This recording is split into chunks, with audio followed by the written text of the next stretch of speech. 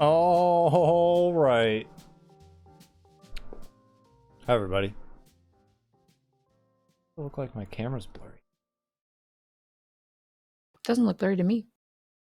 It's just be my giant fucking forehead. Anyway, hi, everybody. Welcome to another episode of the Extra Credits Book Club podcast. And boy, do we have a treat for you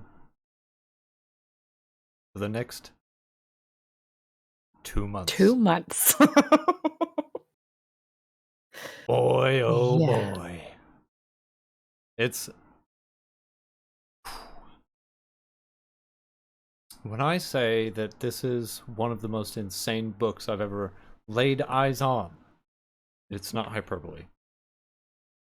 Same. And I didn't think it would get this insane so quickly. Like, I thought we'd kind of be, like, eased into it, but no. No. It just... So, the wheel decided to pick for us. It Ends With Us by Colleen Hoover. And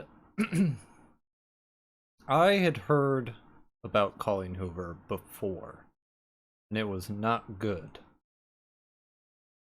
It was someone romanticizing abusive relationships.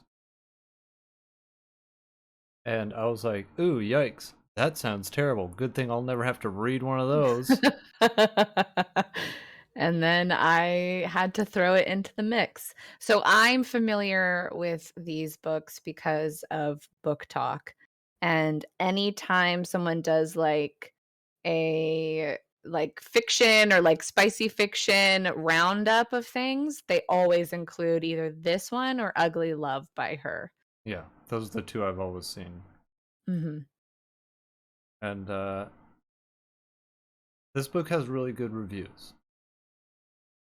People really love this book. A lot, and consistently recommend it.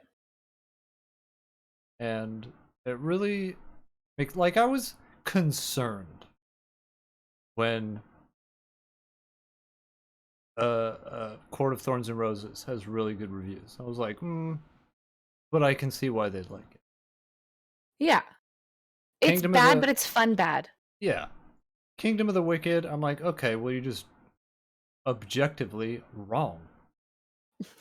Yeah. But with this, there's something wrong. Some wires got crossed at a crucial moment of development. And we only read the first 9 chapters of this book. And I've filled up half of this notebook with notes. Yeah. Just to put it in perspective. Like how much of a notebook would you normally fill out for like a whole book? It depends. Because I usually carry them over into the next book if there's room. Mm-hmm. But I would say that Legend of the Galactic Heroes took me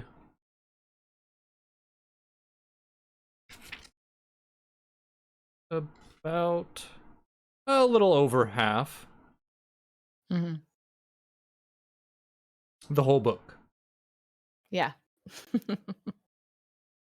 And this, I've nearly filled up an entire notebook on the first quarter. Mm-hmm. I mean, where do you start? You know? Well, we could start on a rooftop of a Boston City apartment building on the Wait. night of our main character's father's funeral. Before we get into that, I think it's important to note that this book, and by way us, are going to discuss some dicey shit. Oh, yeah. Good disclaimer. There's domestic abuse, Yeah. sexual assault, just general gross words. A lot of boundary violating and a lot of red flags. Like, a lot of sneaky emotional abuse right from the first interaction. Hmm. Speaking of red flags, so that we can all keep track. I've decided to put up a counter right there to keep track of just how many we have. Yeah. And this I is feel going to like carry on through all 4 episodes. I think we'll be in the hundreds halfway in. Easy. Easy. Mhm. But I guess the best way to start is to start with the fucking insane Dedication. dedication. Yeah. Do you want me to read it? Yes, please, because I did not write it Okay. down. Okay, so here's the dedication of it ends with this. Ahem. For my father, who tried his very best not to be his worst, and for my mother, who made sure we never saw him at his worst.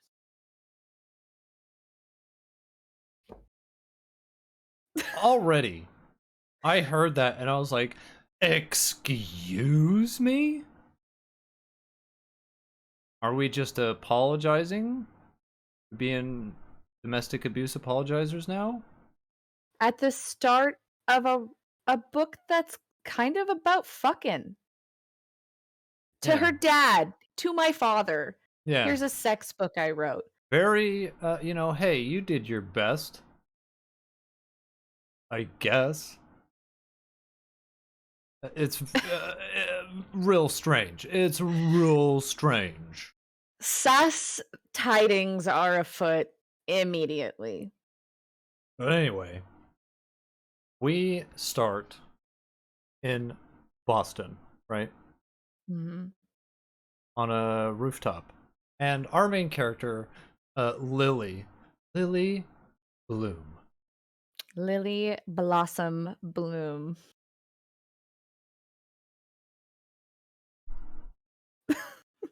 The ominous portent already. But I Yeah. don't necessarily remember exactly what happens at the beginning because my first note is 1 minute and 15 seconds in, and there's already a lot to unpack. Yeah. Well, basically, she is straddling a ledge on the rooftop of a building that she does not live in. Right. Um, and she had to deliver the eulogy at her father's funeral that day. And she describes the eulogy as epic, which reminds me of a quote from The Vampire Diaries, where in the finale, Elena Gilbert is like in a cemetery, like writing in her diary for the very last time. And her sign off is, and that's my life weird, messy, complicated, sad, wonderful, amazing, and above all, epic. Oh, yeah, that And went on way too long. I know. And that's very Lily Bloom energy. Mm-hmm. It is. And as she's talking about, she doesn't tell us how the eulogy went other than it was epic. And Epic. yeah, maybe a bit catastrophic because she doesn't Yeah. think her mom is going to want to talk to her for the next calendar year. And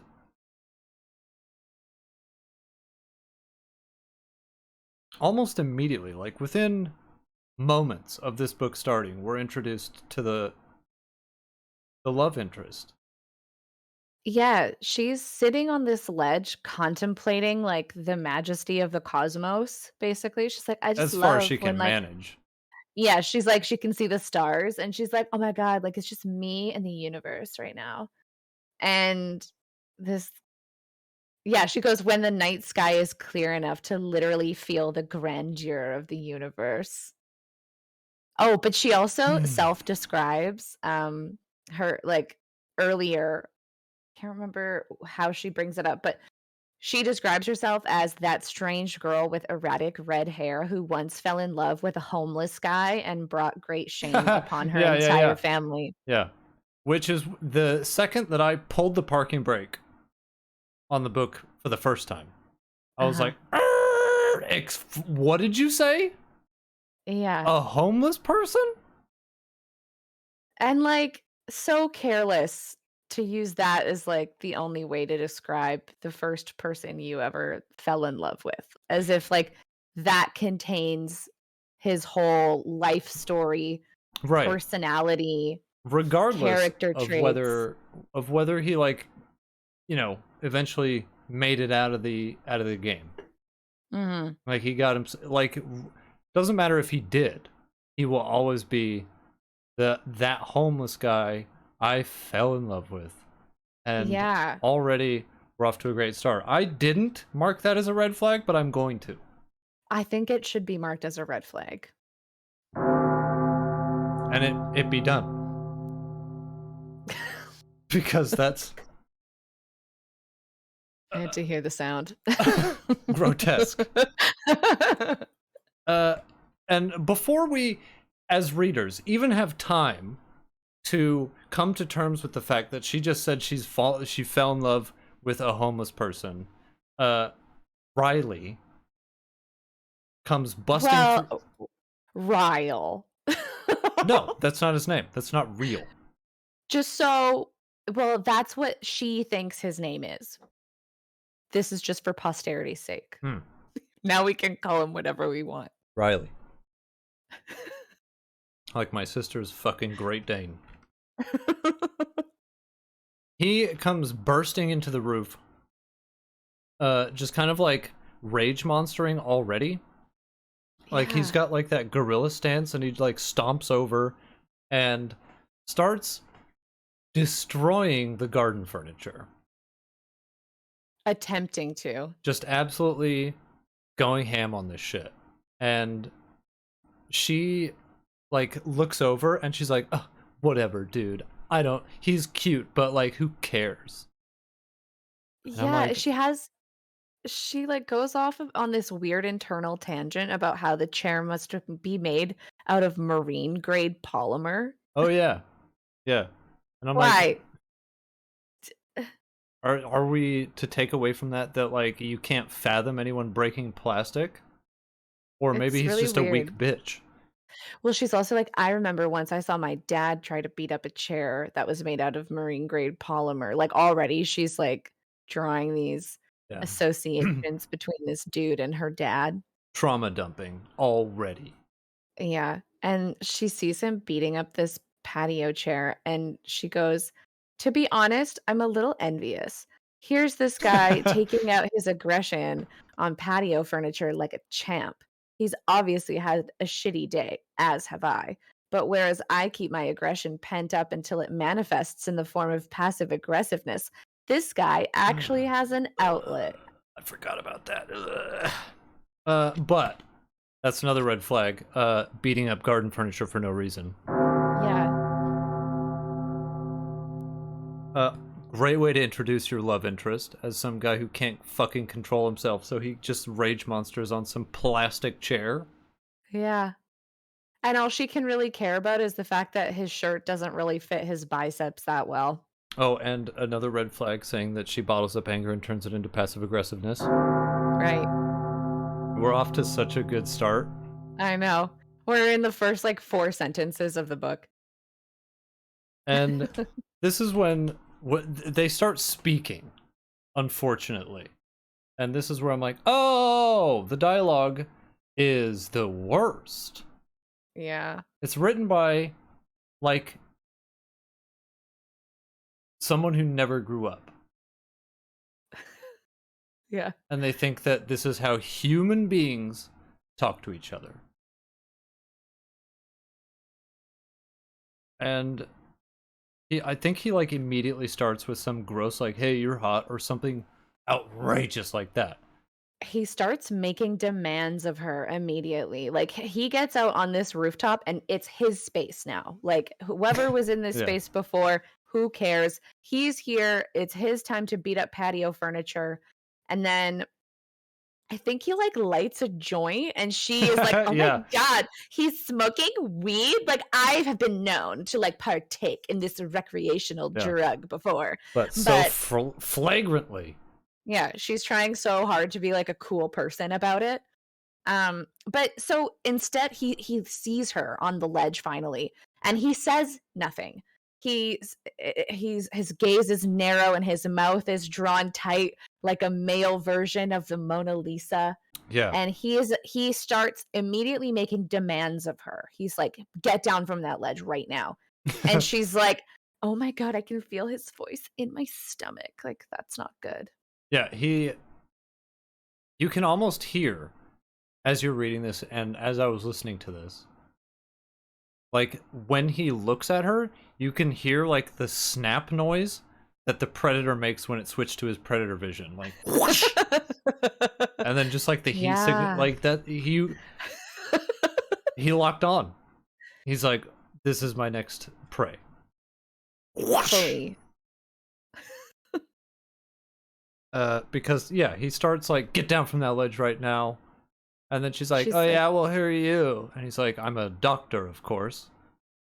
yeah, Like he's like, "You're making me nervous, and not to mention ruining my high." he says before he even puts it to his lips. Yeah. Yeah. Uh, Oh, they start immediately talking about, like she's like, "What did that chair do to make you so angry? Was it a woman? Did she break your heart?" yeah, And then his direct quote is, "If only my issues were as trivial as matters of the heart." very No cool. one He's so talks like cool. that. No one talks like that. He's just the coolest guy. I think my only note for this like initial interaction is yuck, yuck, yuck. Yeah, basically, she tells him she doesn't live there and then immediately points out the building she lives in. She's like, "You see that building over there behind that one? That's where I live." Yeah, my apartment Also, is in that building. 3 windows down, 4 over. yeah, I'm there all the also, time. this isn't an important detail, but it should be. How the fuck are you going to get on the rooftop of a building you don't have keys for? That doesn't happen. Good question. But that's also not the most egregious slip of details. True. This book never minds a lot of important math. Right. But it's important to specify that the narrator of this book is doing the for the voice of Riley, the Rhysand of Kingdom Court of Thorns and Roses school of voice, like doing male voices, religious, like talk like this. Yeah. At Just least kind of it's like not. make your voice gravelly, but also kind of like it's not good. Just don't do At anything to your voice. Yeah, just do normal just talk normally, we can imagine things, like, it's at least it's not as bad as the Tamlin voice where it was like, "Feyre," like Yeah, but it's not great, no. And then like, at least you're they economical. they chat for a minute, and because she like spoke towards him when he was in his rage monster mode, suddenly he's in a bad mood now. Like he presents his bad mood in a way that because she interrupted his destruction, that she is now the cause of that bad mood, which is a red flag.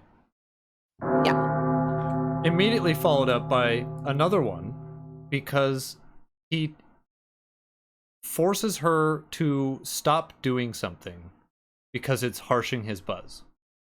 Mhm. He's like, "Stop doing whatever you're doing. You're killing my buzz." Mhm. Yikes. And then she says one of the most batshit fucking crazy things I've ever heard. He smells like money. Yeah, what does that smell like? Dirt?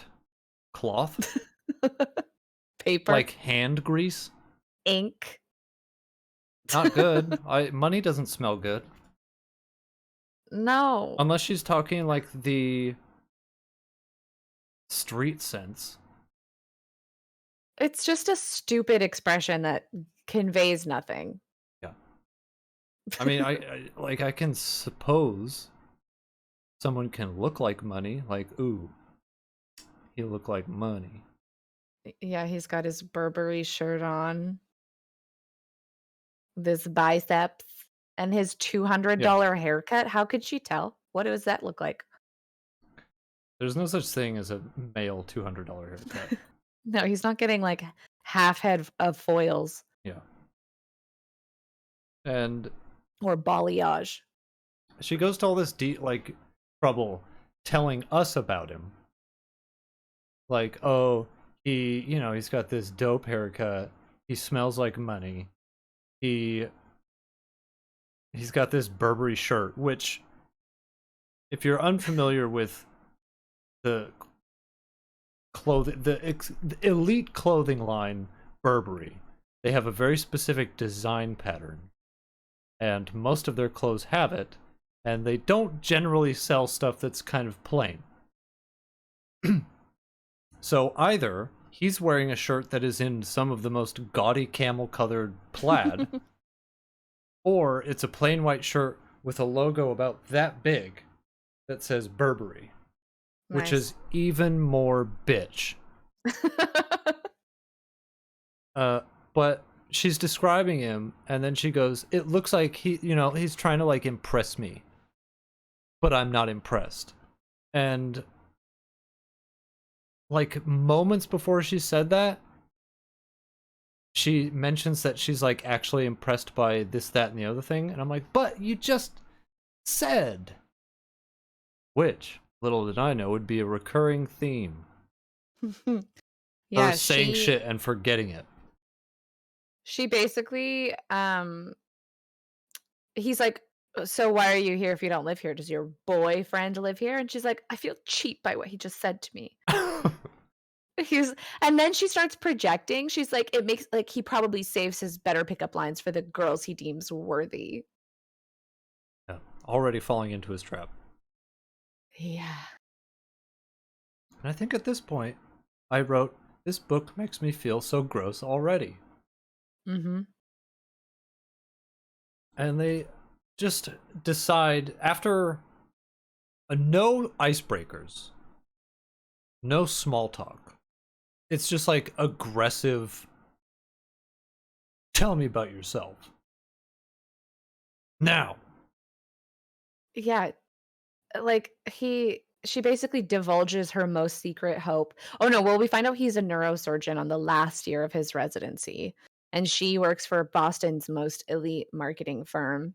But she really wishes she could open a flower shop, but she's worried about opening a flower shop because she thinks people will think she's being disingenuous because her name is Lily Blooms. They'll be like, "Oh, she doesn't really like flowers. She's just capitalizing off of her name." As if that's something anyone has ever thought. Yeah. And there's a line during this conversation where they like share names, and she mentions that she's always hated her name because it sounds like a 2-year-old girl. Yeah. And I like the way that she put it. I forget the exact wording, but the way that she put it was like, "Oh, I'm forever a 2-year-old girl because I have the name of a little girl." And I'm like, "You realize that a 2-year-old girl with the name Lily eventually becomes an adult with the name Lily, right?" She doesn't get it. Again, ominous portent. Yeah, and then he goes, "Oh, because he finds out that her middle name is Blossom, and he's like, "Oh, your parents must be assholes." And she counters with, "Oh, my father actually died this week." And his response is like, "Nice try. I'm not falling for that." As if she's lying? Yeah. And I think before they start, she mentions she was at her father's funeral. She was like, "Yeah, I gave the eulogy at my father's funeral," and he was like, "Okay." And then just now says my father just died this week, and he's like, nice try. And I'm like, what? Did we forget what we've said moments ago? Yeah. And instead of offering any kind of condolence, he just goes, "Do you ever wish people were more transparent?" And then goes off on a tangent. He's like, "I feel like everyone fakes who they really are when deep down we're all just equal amounts of screwed up. Some of us are just better at hiding it than others." And she thinks that this is like the most poignant thing she's ever heard in her life. She's like, either his high is setting in or he's just really introspective. Yeah, it's her This is first time on 14. Tumblr. Yeah, this is 14-year-old Tumblr stoner logic. Yeah, and this is where I think they exchange ages, which is where alarm bells went off in my mind. Because the math don't add up. Because Lily, 23, has an MBA, which is a master's degree. So I was like, okay, let's do the math, because 23 seems awful young to have a master's. Like, straight out the gate. Because normally, most people I know who have done masters take a break. Like a 2-year break. Yeah. But apparently, she did that shit straight out of high school. Because assuming that she graduated at 18 and immediately went to college, an MBA is, including undergrad, 6 years. 6 years plus 18 is 24. Lily, you don't have an MBA. And Not at 23. no. And Riley is 29. Where do they say that? I He couldn't says find that. he's almost 30. Okay. And that's my only clue as to his age. Okay. But medical school is a way bigger deal. A minimum of 14 years, including pre-med, medical school, internship, and residency. Yeah. And if he's in his last year of residency, that would put him at 34, Shit. which is Well, he's just like a prodigy, like he probably you can't skipped a couple skip through school. He's grades. not Doogie Howser. But he's like really smart. Like he's brilliant.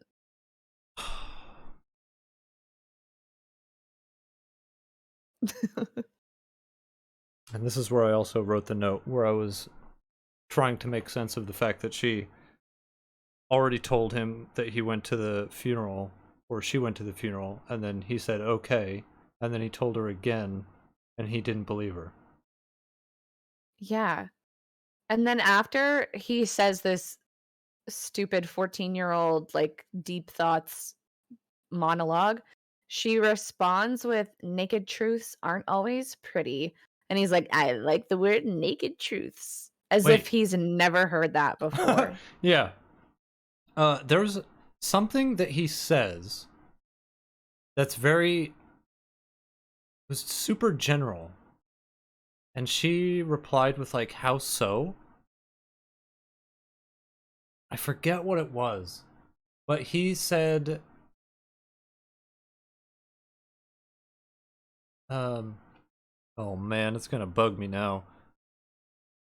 But essentially she said replied with how so in a way that like that's not an appropriate response to what I've said. I'll see if I can find it. But the good news is we've got 2 more red flags. The first one is that he perked up. Like he was half paying attention to her at this point, but when she mentions that her father was a dickhead, and like he perked up at that, like, oh, hello, I could work with this. Yeah, And also when she said the word naked, he was like, boing, now you're speaking my yeah. language. And But I missed a bunch of things too, because they have the conversation about good people versus bad people Oh God. before they get into the naked truths. Right.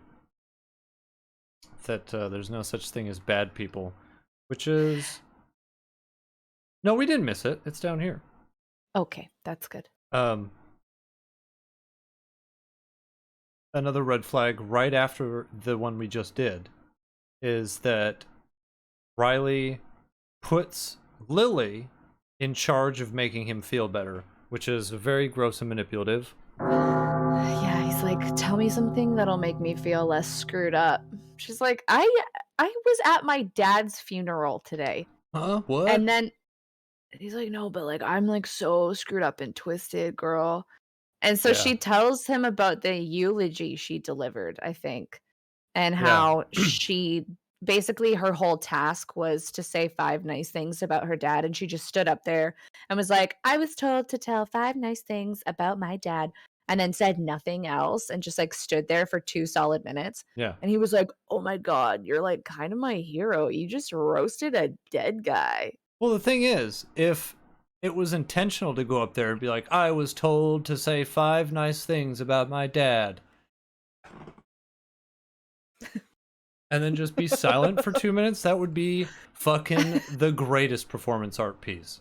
However, the way she describes it is she's like, I froze, I didn't know what to say. I'm like, man, lie then. Yeah. And then he's like, oh, yeah, you're my hero. You did the anti-eulogy? I think I did. Yuck!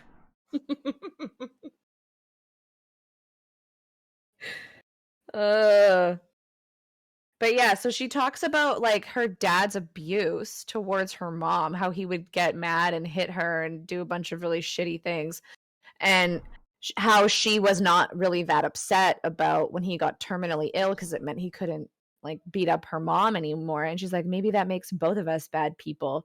And he's like, Lily, obviously there's no such thing as good or bad people. We're all just good people who sometimes do bad things.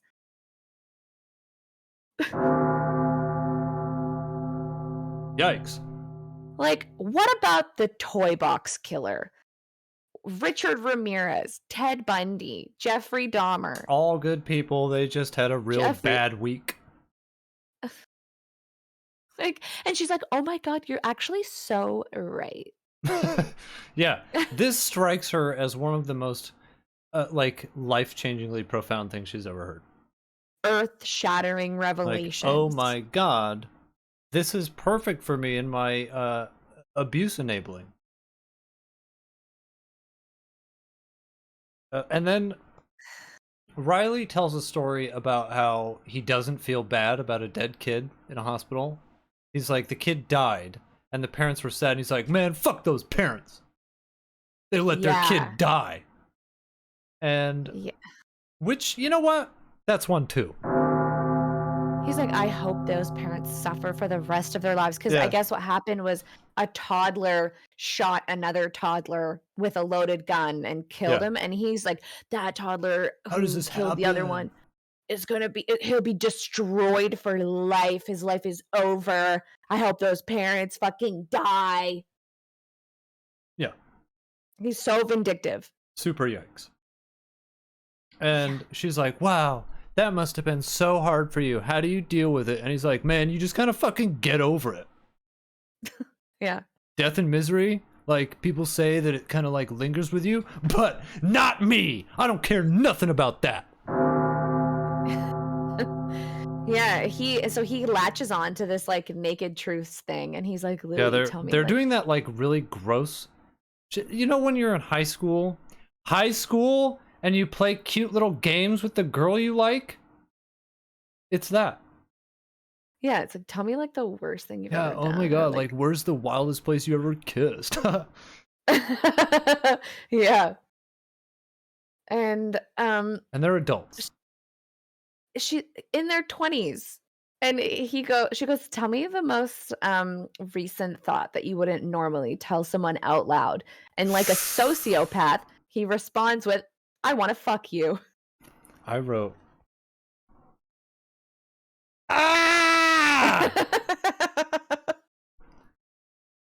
Because Yep. yuck. Is that a red flag, or is it just like flagrantly gross? I think it's flagrantly gross. I don't think it's necessarily a red flag. Yeah, Well, it kind of is it though, but is, like but like it's so comparatively, it's Mm, not. good point. Also, I It's just want you like guys to keep in mind that we're still on the first fucking chapter. we're on page 20 of like 120. You guys Some are in for a chapters are wild like, ride.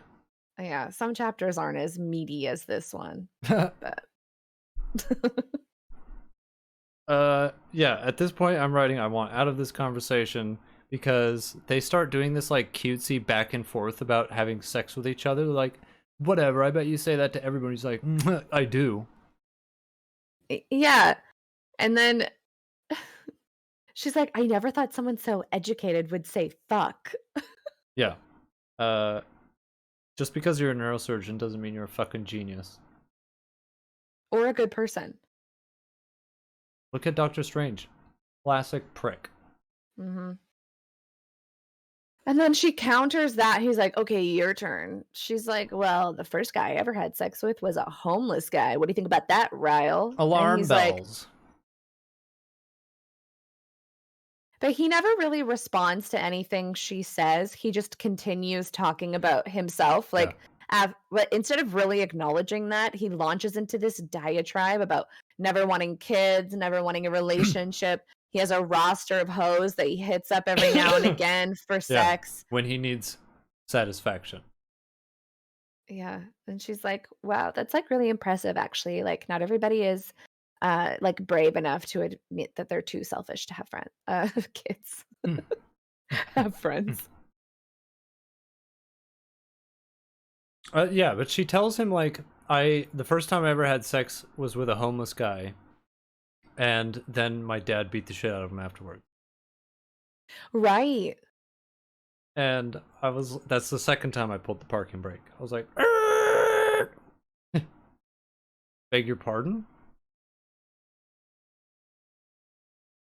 We're just gonna gloss over, but he doesn't care.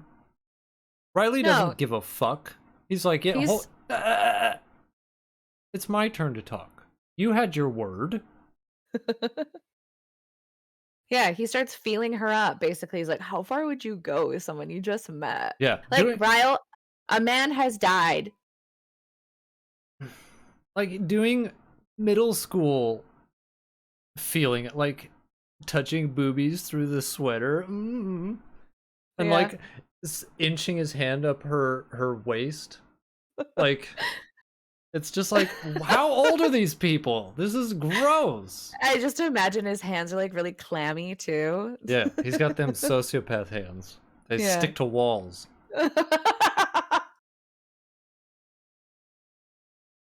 But then like he gets really close and she's like, oh my god, he's so close. And his phone rings and he has to like go into neurosurgery. Yeah, and it's the most like, if I didn't know any better, I'd say it was a fake phone call, because he's just like, yeah, got it, and you need me there right away because I'm the best there is. Okay, I'll be there in 10. And Jerry, put the kettle on. Like, it's that's not a real phone call. No. But it was. And then he, okay, so in the process of her getting felt up, she's like, this guy is not quite up to my standards, so I don't really want to do anything with him. And that's the third time I pulled the parking brake, because I said, excuse me, you just said you fucked a homeless guy. What standards? You have none. But he wasn't like, it's so, calling him a homeless guy is just so fucked. Like, it's not like she met some random dude off the street. She doesn't know his life story. Like, this was someone that she fell in love with. Like, Yeah, I mean, sure, allegedly. But the signals we're getting are not that.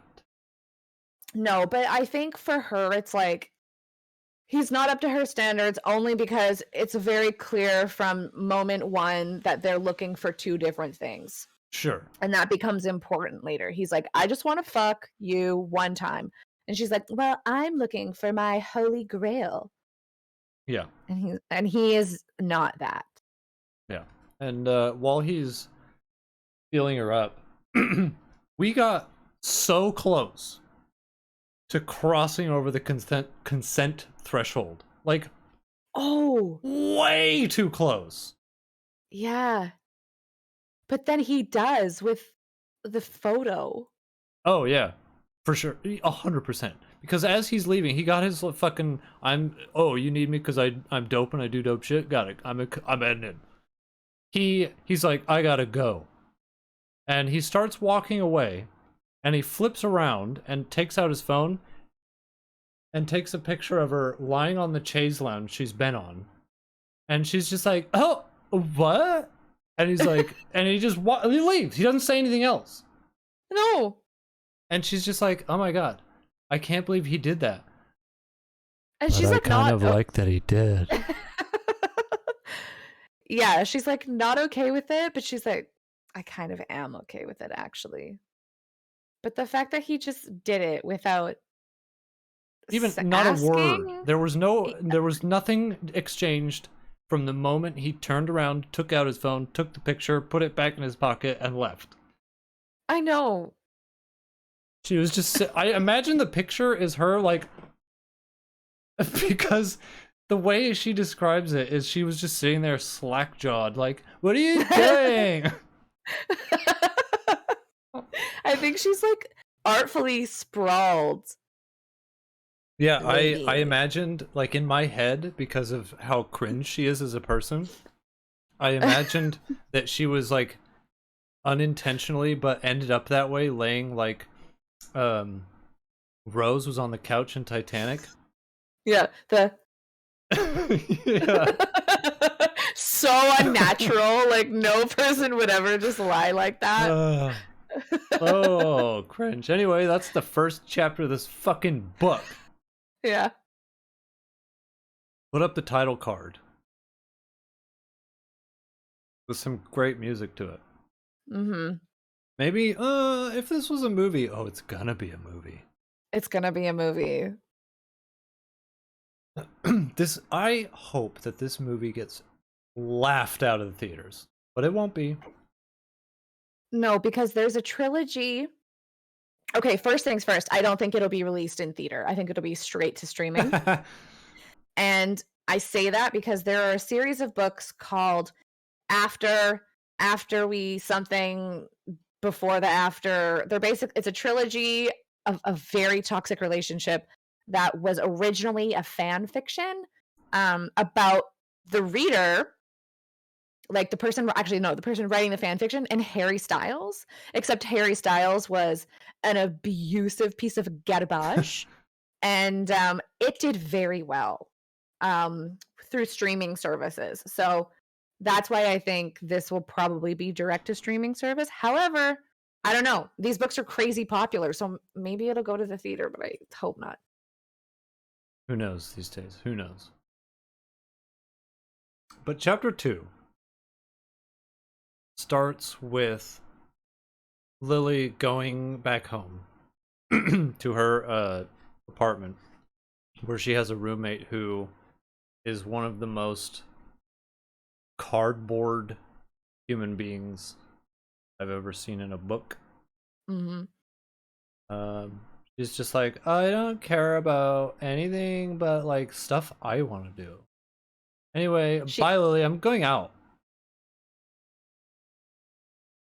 She's really jealous of the fact that Lily has bereavement until Monday. Yeah. She's like a lucky bitch.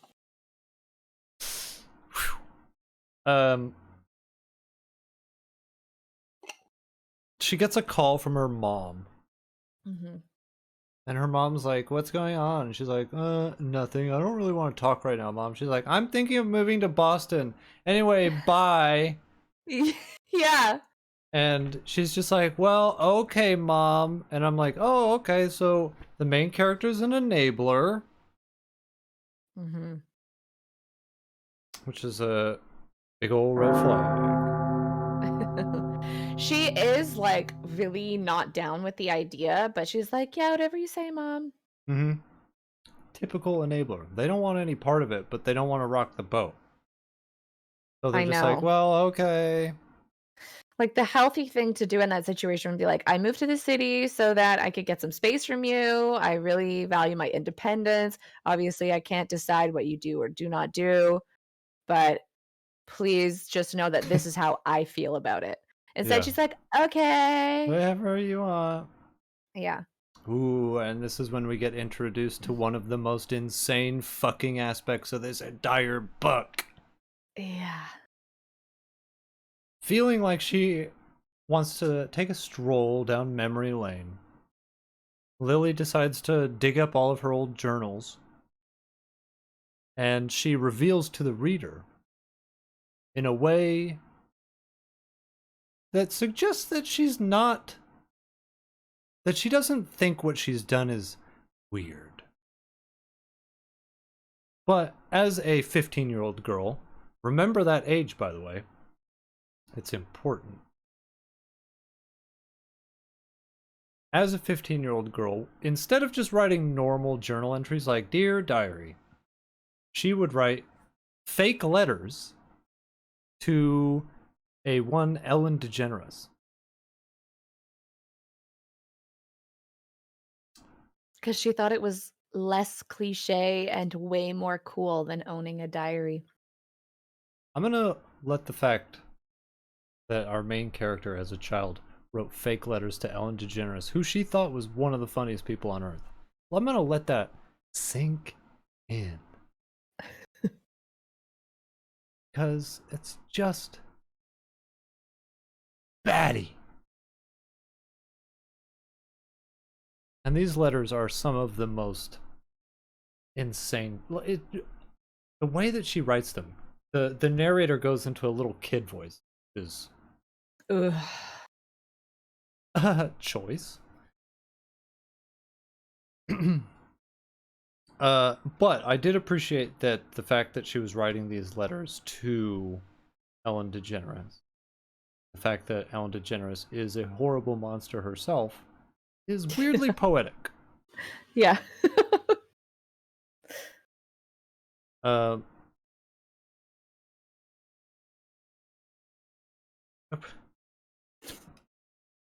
she just writes these letters, and she's like telling Ellen about her day, and then like giving her fucking tips on how to run her show. Yeah, Uh, giving her, like, bits to do. She's like, "You uh, should do a segment called Ellen at Home because ugh. people would, like, love to see it." And, like, Portia could, like, come out and surprise you with a camera and shout, "Ellen at Home," while you're just doing stuff. Genius bit. Yeah. Yeah. So, And so then fucking good. I wrote down this quote because despite everything we've covered so far, this is the line that I went, this is the dumbest thing I've ever read in my life. So, as she's writing this letter to Ellen, she's like, "Oh, I saw the episode where you had Obama on." And I don't know how you do it. Like, I don't know much about politics, but I wouldn't know how to be funny in a situation like that. And I had to pull the handbrake and just kind of sit with that for a minute. I don't know much about politics, but I don't think I could be funny under that kind of pressure. Huh? What? What are you saying? What do you mean?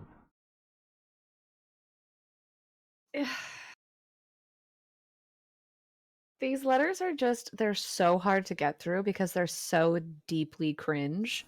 Yeah. And what's really telling is that the level of intellect in Lily's 15-year-old mind is the same as her 23-year-old Yeah, it's mind. weird. The 15-year-old girl has like the same like moral standings and opinions that her 23-year-old counterpart does.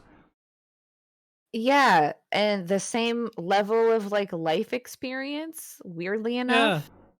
The What were only you doing when you were 15? Because I wasn't doing jack shit except falling off my skateboard occasionally. I was, meeting up with my friend at 7 in the morning with our Game Boy Advances so that we could connect our Game Boys and do Pokemon Berry Crush on our walk up to high school. And then I was meeting my other friends in the hallway outside of the gym at lunch so that we could all link our Game Boys up and play Four Swords. Sounds like normal 15-year-old stuff to me. Yeah, there would be an occasional, like, we'd go outside and throw crab apples at each other. It's just small Crab town apples. stuff. Yeah, Sure. there's, like, gross little mushy apples that you just, like, throw as hard as you can at somebody. And then occasionally, on the weekends, we'd go up to one of the abandoned mine shafts and, like, set a bunch of pallets on fire and drink whatever shit mix we could steal from our parents, and or if we were lucky enough to get an older person to buy alcohol for us, Bacardi Breezers. Whoa. Very bougie. Big stuff with the Bartles and James. Yeah, same energy. The Arbor Mist. Yeah. Alizé. Mhm. Um,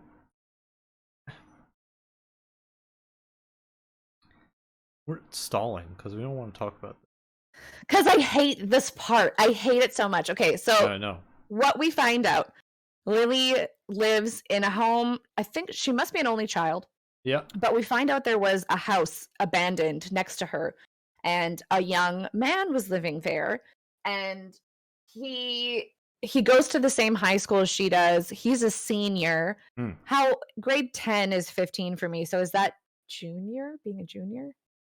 15. Or is that Uh, what's gr- like what's 10th grade? Sophomore. Sophomore. Oh, well, so grade 11 would be a junior then. Yeah, because freshman in That's high school is 9, right. sophomore is 10, junior is 11, and senior is 12. Okay. So he's a senior, she's a sophomore. Um she starts like bringing him supplies cuz she notices that like he smells kind of weird, Yeah. that she knows that house is abandoned, and she like lets him come into her house to have a shower while her parents are at work.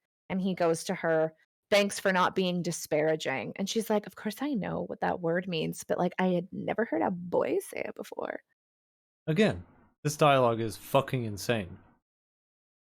Yeah, she also is like ruminating on like she's like, "How does a guy who's obviously humble, well-mannered, and uses words like disparaging end up homeless?" Yeah, And like because still because homeless people are only idiots who can't get a job yeah. and are disgusting.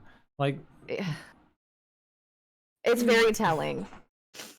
Um But that's basically all chapter 2 is her going through her old diaries, and we're introduced to Atlas, yeah, um, the homeless guy she fell in love with, and not a lot else happens besides a lot of very cringy 15-year-old inner monologue, yeah. and that's basically, like, the end of the chapter, and then we get a 6-month time jump. 6 months later, and she's in the shop that she bought. I had a lot of qualms about this part Oh? because okay, so Lily has quit her job and she's bought a building to open up her florist shop.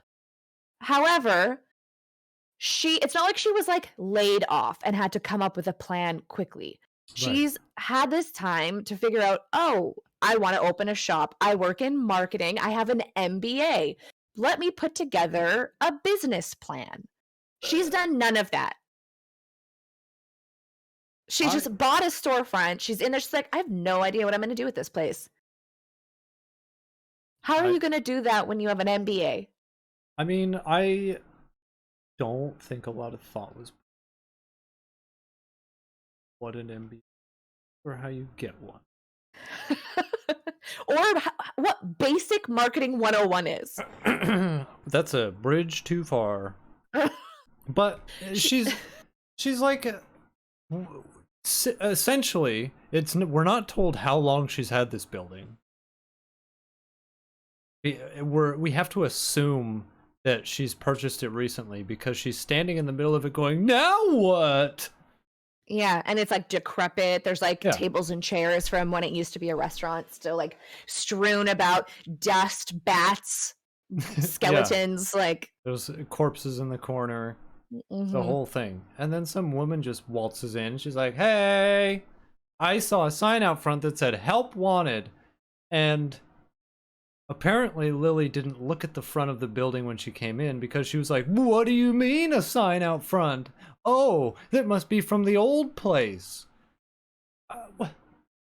Oh my god. and like this woman lives in the neighborhood, and Yeah. she is just noticing this sign now for the first time on a day that someone happens to be in this building. Yeah. And she's like, she, she waltzes in. She's like, I'd love to work here for free. I'm so rich and I have all this spare time. Like, We don't find out to she's just- rich yet, but she's just like, I don't care. No. I don't want, like, you don't have to pay me anything. I'll do it for free. I don't care. And she's like, well, what do you mean? How can you not work for free? And she's like, I don't really need a job, but, Right. you know, I figured I'd get one anyway. And Lily's like, oh, well, sure, you can help, but you might want to go home and change because you don't want to get your white capris messy or your Hermes bag Yeah. or Hermes, whatever. I never know how to pronounce it. And this lady's just like, oh, don't worry about it. And then she slaps her Hermes bag on the dusty counter. And Lily's like, ah, what are you doing? Yeah. As if someone, like an absolute maniac of a woman, putting her bag on a dusty surface. Also, the phrase Pinterest whore was used unironically. Mm-hmm. Like her name is Alyssa and it's spelled Allysa. She's like, I love design. I'll do it for free. And she's like, no. I'll pay you $10 an hour. She says, thinking that's agreeable. Yeah. And they start what amounts to a very lazy montage. Yeah, and like talking about the business plan. They start talking about it, and they're like, oh, and Lily says, and because Elisa believes in upcycling too, and I'm like, no. Someone with an Hermes bag does not believe in upcycling. No. But carry on. And they talk about what they want to do with the shop, and they throw around no ideas. I had to think about that. They don't have any ideas. They don't consider anything until Lily goes, oh, okay, get this, right? What if we do a flower shop? Here comes the best part. For people who hate flowers. Yeah. And first of all, terrible business plan. It's a great business plan if you don't want customers, but otherwise, terrible. It's also fucking weird because, okay, so is her name Elisa? Is that how it's pronounced in the book? Yeah. Okay, so Elisa's like, what's your plan for this place? And Lily's like, I have one. Succeed. Like, you have an MBA. You didn't put any plan together, you fucking weirdo. And then she's like, oh, but I just had a conversation with my mom 10 minutes ago where she was like, be brave and bold. So like, that's what I'm gonna do. And she's like, oh my God, what if we take everything everybody loves about flowers and do the complete opposite? Let's celebrate winter and death. And then from there makes the leap to a flower shop for people who hate flowers. Oh, what? Oh, and then the reason she gives for, like, wanting to have this be her brand, she's like, "Someone once told me that there was no such thing as bad people," and it just really stuck with me because it's so true, you know?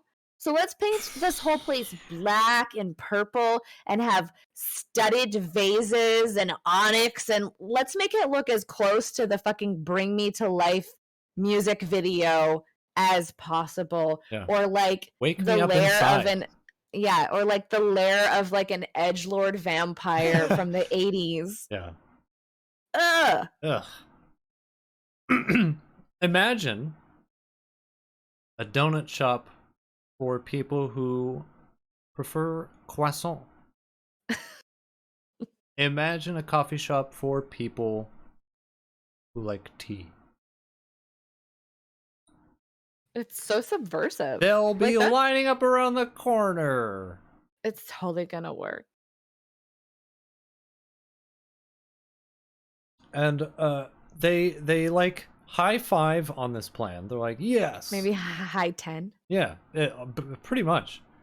They essentially do like, okay, like Power Rangers, kind of like, we're doing it. Mm-hmm. And then she goes into the back room and immediately is almost killed by her own business. Yeah. She climbs a ladder, falls off it, and a cardboard box falls on her ankle, and she's like, ah! Ah!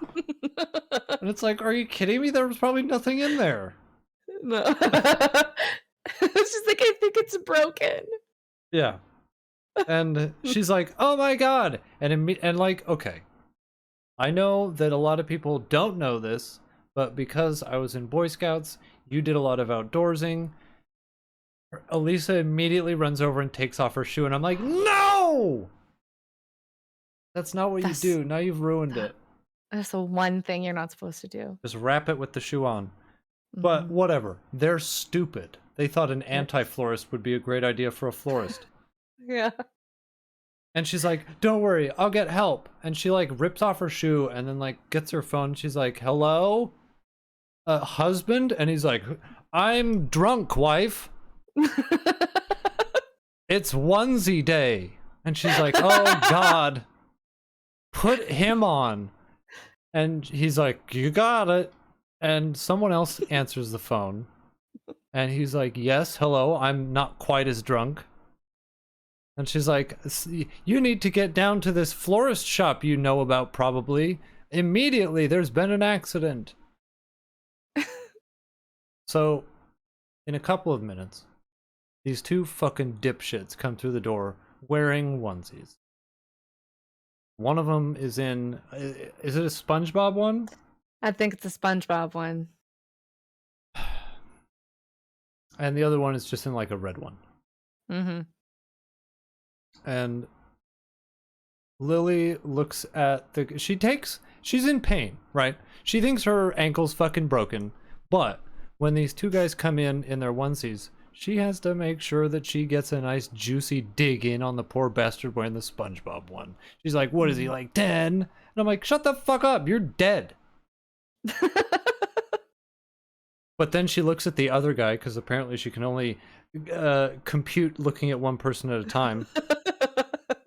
Looks at the other guy and goes, oh, is that Riley? What's he doing here? And, Yeah. oh, my favorite part of this whole chapter is when I think Elisa's husband not only A, explains what onesies are, B, explains why they're wearing them, and C, why they wear them on that specific day. Yeah. And I'm like, ooh, you don't need to explain onesies. We know about them. Yeah, And they've been very prevalent. We can deduce that onesie day at the bar means that that's the day that you wear onesies to the bar. Mm-hmm. Context clues are a thing. But we had to have onesies explained to us. It's very disrespectful. But okay, so Ryle is there, and we find out it's because he's Elisa's brother. And he goes up to her and he's like, "Oh my God, like I probably look like so ridiculous right now." And he's like biting his lip and like tossing his hair around. And he like gets down all up in her personal space and he's like touching her feet and stuff and trying to figure out if her ankle's broken. He's doing that And creep thing where they just like kind of like just go for it and start rubbing your foot and you're like, woo. Didn't ask for that. Sir. Also, the way that she's described when she's dealing with her injury, like when he bends down and kind of like touches her ankle and kind of like feels around like a doctor would, to his credit. True. He starts feeling around to make sure nothing's broken. She does the and I'm like, oh my God, this was written by someone who's never been hurt in their life. Yeah. Yeah, and then in the first, okay, so she's like, oh wait, the inappropriate touching is a red flag. oh, fully, yeah. She's like, oh my God, like I totally wanted to come back to your rooftop, but like you make me kind of nervous. Like, listen to that feeling, Lily. Like, trust your gut. And he's like, but he's so handsome. In 2 minutes, he's like, by the way, like I still want to fuck you, just in case you forgot. Yeah. And his sister hears it. And she's like, did you hear Marshall? Did you hear what Ryle just said to Lily? He said he wants to fuck her. Yeah. And Riley's just like, yeah, I did. She's like, yeah, he did say that. And Lily, like, she's fully turned the key on enabling at this point, says, it's okay. A lot of people want to fuck me. Right, I forgot about that. And then Elisa and Marshall's first instinct is to leave them alone together when they don't know that they've met before. They're like, ooh, we should like give them some space. Let's go get snacks at CVS. Yeah. The amount of like negligence of other people surrounding them is criminal. Yeah. There's an instance later on that is just like, this would not happen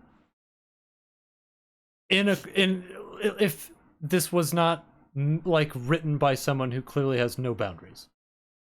Yeah. But like, okay, so Elisa and Marshall go to CVS and she's like, okay, yeah, like we want fundamentally different things. Like, can you please stop saying sexy things to me so that I don't think about you that much? He's like, I think about you like way more than I want to, which isn't that much, okay? But like, it's still more than I want. Like I think about women like 4% of the time, unless I'm turned on, then it's 100%. But of that 4%, I think about you like 75%. And Lily's dead because the math has killed her.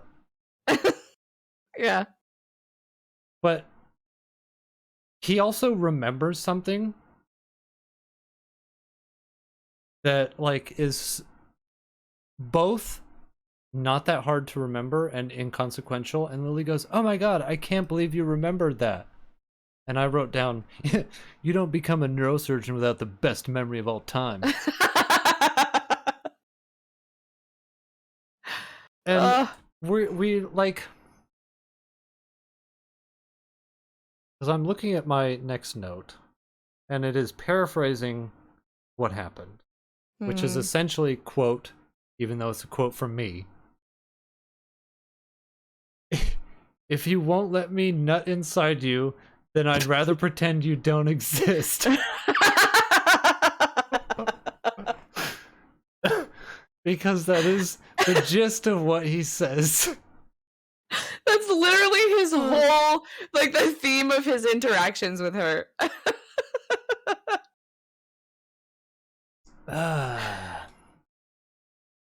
And then Elisa and her idiot husband, who is portrayed as a complete fucking clod.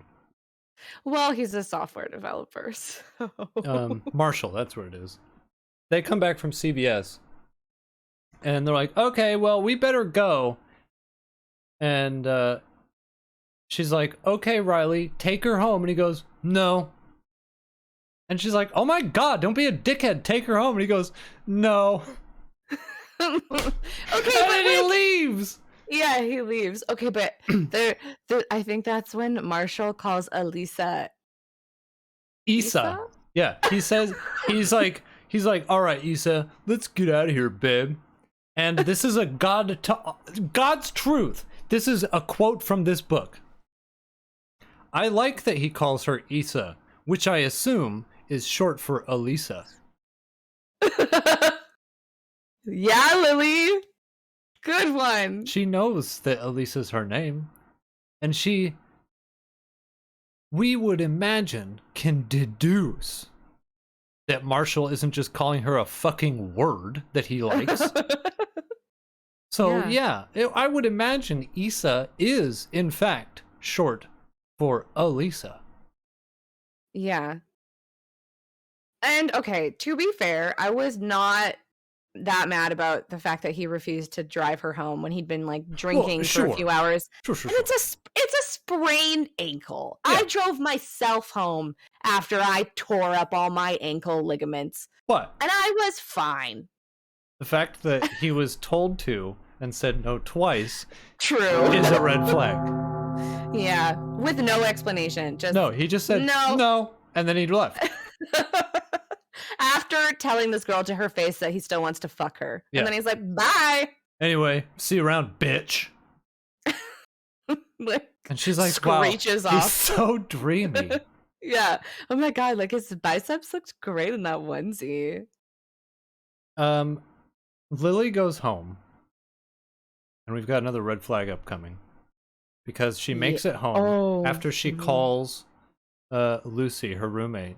She calls her like 4 times, and she's like, she's not answering to help me up.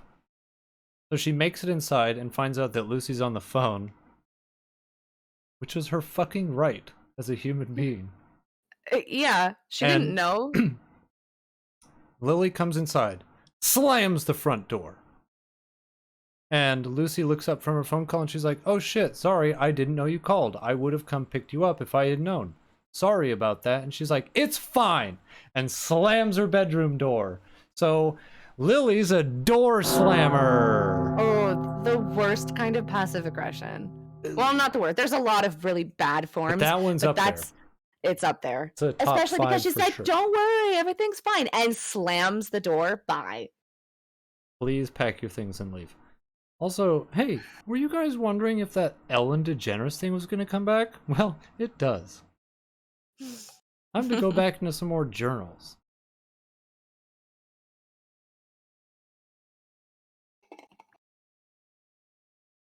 So, she's been hanging out with Atlas a lot.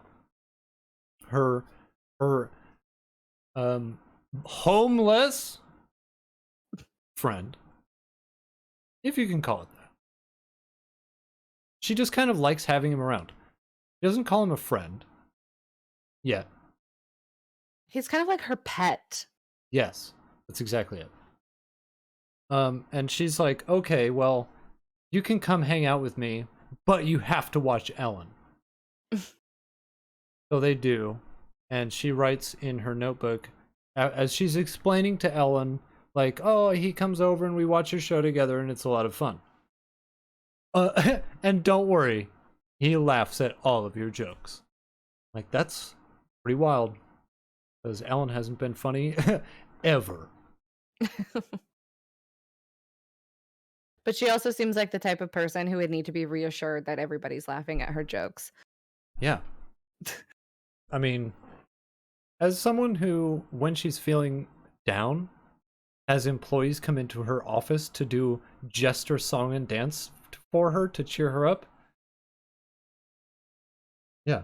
Mm-hmm. But she says, okay, homeless pet, Ellen's over, so now you can take a shower and go back home.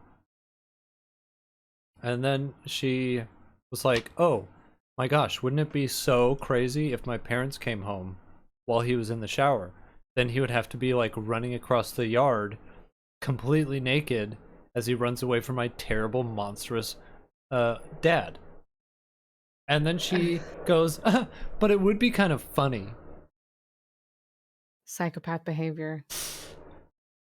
One thing that I thought was kind of cute is that Atlas gives Lily gardening tools, Mm-hmm. which was kind of sweet. He was like, I see that you're out there gardening with a full-size shovel like an idiot. I found these gardening tools in the shed of the house I'm staying in. So here you go. It's really, I don't know, like, it's really hard to get on board with how, like, that inevitable romance is going to be because she treats him like a pet. There's a weird power imbalance, like where she has Yeah. all the power And and she's like wielding it weirdly.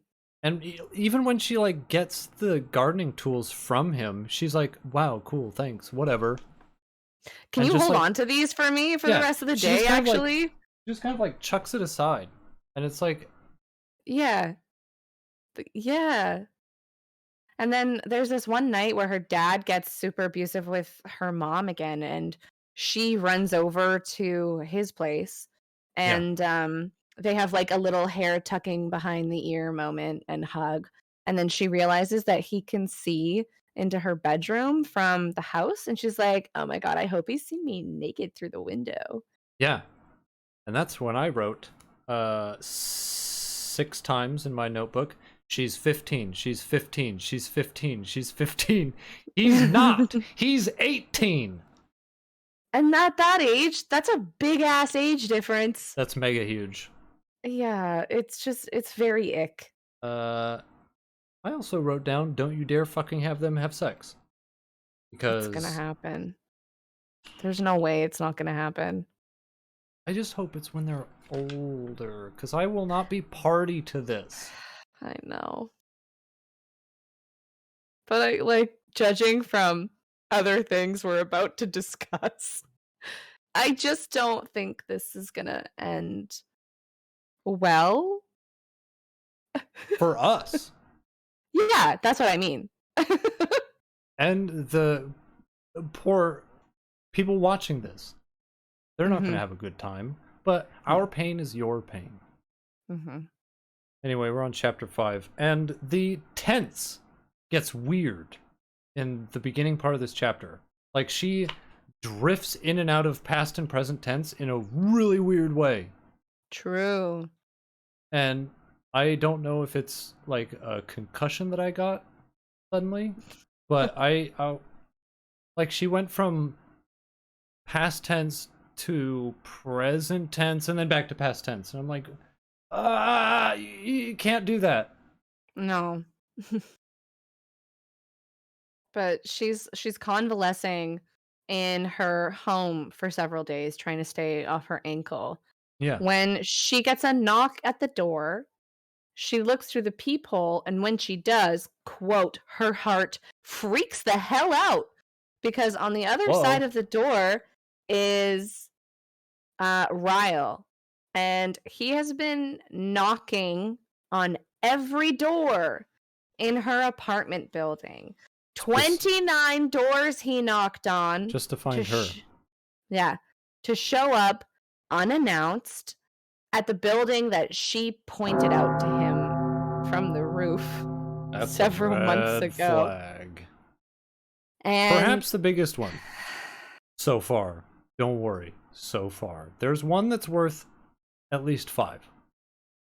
yeah, and there's one that's worth at least 5 in the reason that he's shown up to her apartment. Because wait, But is this we'll it? get there. Oh, it is. Okay. He's been working for 48 hours and he goes straight from work, still in his scrubs, covered in probably brain gore. Like, I don't think you can wear your scrubs out of the hospital. Don't you have to like change or some shit? Like, No, but generally they wear the bib so they don't get it directly on their scrubs they have to wear all day. okay. So he just shows up fresh from work and he's like, I need to come in, Lily. Yeah. He gives her a monologue. He goes, these next couple of months are the most important months in my entire career. Okay, he hasn't asked her how she is, by the way. No, he Um, never does. he just shows up and he's like, "Listen, Lily, uh, I have to be focused. I'm closing in on the end of my residency, and then I'll have to sit for my exams. But for the past week, I haven't been able to get you out of my head. I don't know why. At work, at home, all I can think about is how crazy it feels when I'm near you, and I need you to make it stop, Lily. Please make it stop. Just once. That's all it'll take. I swear." He Wait, fucking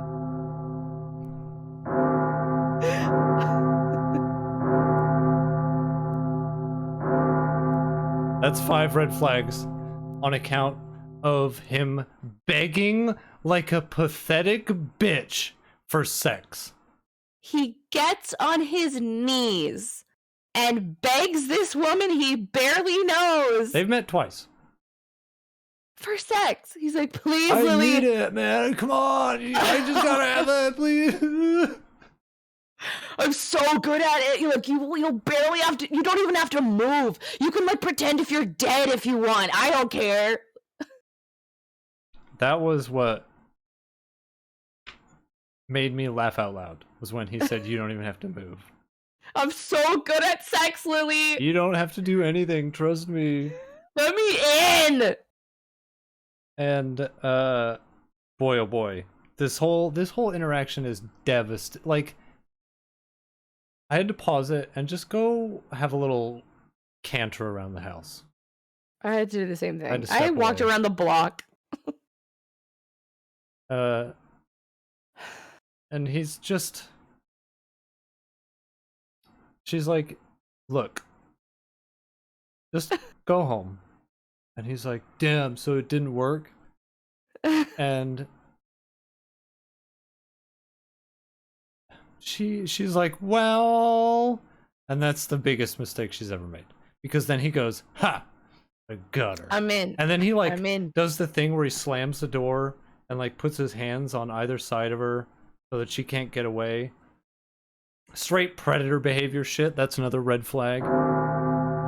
Yeah, and she's like, "Okay, like I've had a really long day. I've been working at my flower shop, and so like just fucking wait here. I'm gonna But go wait. take a shower." But wait. In the midst of his begging and pleading and crying, and then in the midst of his borderline sexual assault behavior, she goes, you know, it's kind of endearing. Yeah. And I wrote that down in the biggest possible words I could because I was in fucking sensed. I was so upset. Because she's like, it's endearing how pathetic he is about it. He just wants it so bad. And then I wrote, this whole chapter should be given as evidence to the police. I know. Like at this point, I was writing in my book in all capital letters, "Call the police. Call them right now, Lily." And then he's like taking her into her own bedroom. And she's like, well, I don't know about this. Let's not. Maybe not. I don't know. I'm still kind of on the fence. Are you sure? I don't know about this.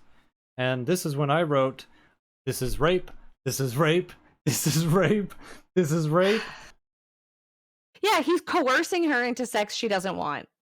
And she's like, I guess, like, just come in, like, I'll take a shower, and maybe after that I'll feel like it. And he's like, great. I'll be waiting for you in your bed. Yeah. And she takes an hour to get ready, which is bonkers to me. You don't need that long. Well, I feel like she's intentional. Like, she's maybe No, she's not. intentionally No. stalling. No, she's not. We're inside of her head. She is sure as fuck not stalling. Well, true. Okay, so what is she doing in there? She says she's showering and then she puts makeup on. She shaves her entire body, I think, as well. Yeah. She goes, let's see.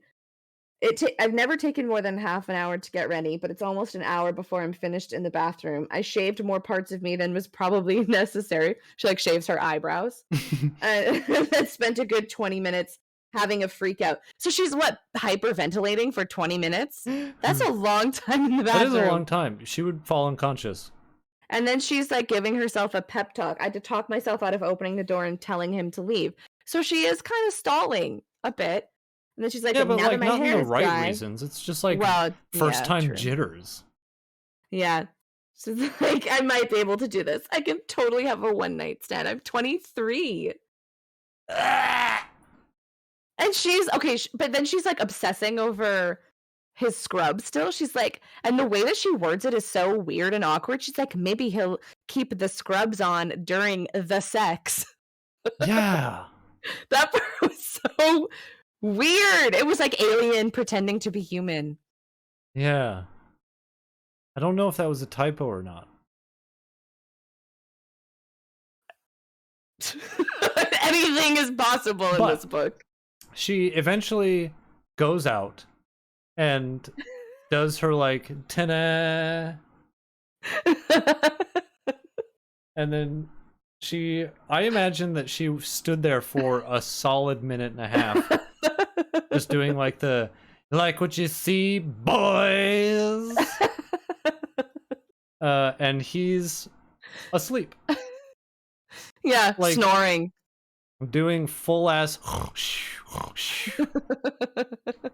and she gets upset, and it's not for the reason you think.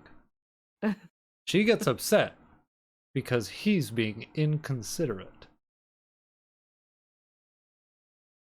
Like, showing up was inconsiderate. Like, She's like, he got me all worked up, and I went into the bathroom for an hour to get myself ready for him, and he doesn't even have the good common sense to stay awake for me? That bitch. yeah. So she takes a spiteful picture of her cleavage on his phone, which, like, great. Give him more serial killer trophies for later. Yeah. Awesome. And she goes to sleep next to him. But wait. The final note I have of this chapter is a nuclear powered I can fix him. Mm-hmm. Because I don't know if it's after she wakes up and he's not there, or no, they both wake up and then he kisses her and then he's like, anyway, see you later, sorry, and then leaves, and she's like, I could fix him. I know. Yikes. I think they decide to like part ways forever. Yeah, they're like, well, this And- didn't work out, goodbye. Yeah, she's like, can't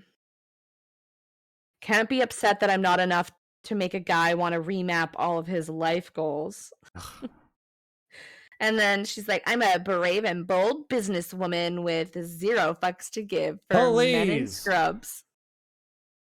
Please. Get it, girl boss? But anyway, there's another time jump, except I think it's only a couple weeks this time. No, it's a couple. 53 days. So specific. Yeah. For no reason. But they 53 days later. Lily and Elisa are in the shop having no fucking customers because their shop idea sucks. It's their soft opening. Even still. But they're talking about how they're like, oh my gosh, what if no customers come? Well, you should have thought of a better business plan. Or had one. Yeah, and Elisa goes, don't worry, everyone I've ever known will be here soon. Because I'm absolutely going to try and buy this shop out from under you at some point in this book. After all, I'm rich. But then the bell chimes, and very dramatically they swoop their heads over to see who's entering their shop for the very first time. And who is it other than Riley? The man who promised he would never show up in this woman's life again. And he said that to her unprompted, on his own. That's the He was second like, time he's broken that promise. yeah.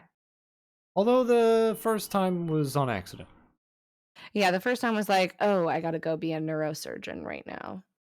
Bye." Um, he starts touching everything in the shop. Like he's just wandering through, and Fun Lily harassing says, the flowers. "Yeah." Lily says it took him forever to get to the counter because he was just touching everything, which in my mind is a red flag. Because please stop. And he's like, "Do you guys take cash?" And they're like, "Yeah." Like, why wouldn't they? No, this is a crypto only business. Yeah, we only deal in Ethereum in 2017. Yeah. But he's like, "Okay, then do you guys deliver?" And they're like, "We have a delivery guy on retainer." I'm like, "You don't know what that word." So he's like, "Okay, then deliver this bouquet to this address." And he sets the card on the counter. And Lily picks up the card. And this is after he's been making eyes at her the whole time, like doing like cheeky little He's like at her. rubbing the vases and like Yeah. making eye contact with her the whole time. And he hands the delivery card over to Lily, and she picks it up and goes, "Riley, you idiot! I can't deliver flowers to my own shop!" And that's when I was like, boy, I'm constantly surprised at just how fucking stupid Lily is. Well, I think Elisa is the one who's like, "Oh my god, you fucking dork! Like, you can't deliver flowers Oh, yeah, here." yeah. It is Elisa who says that. But Lily, after hearing that, goes, "I wonder who he's sending flowers to." Yeah, he gets a bunch of purple lilies, and she's jealous of whatever girl he's buying those flowers for. And she's like, "It's kind of ironic that he's buying lilies." And I'm like, that's not what that word means. And when he pays in cash, he's like, "It's customary in businesses to frame the first dollar that they make." Oh, And yeah. she's like, "Yeah." And she's like, "Oh my god, I can't believe that my hands are tied to put up this first dollar that he gave me. Oh my god, this is so crazy." And then, another red flag, he knocks on the counter to get her attention. Yeah, that's right. And then he writes on the card of the flowers, "Make it stop." Yeah. We're still begging.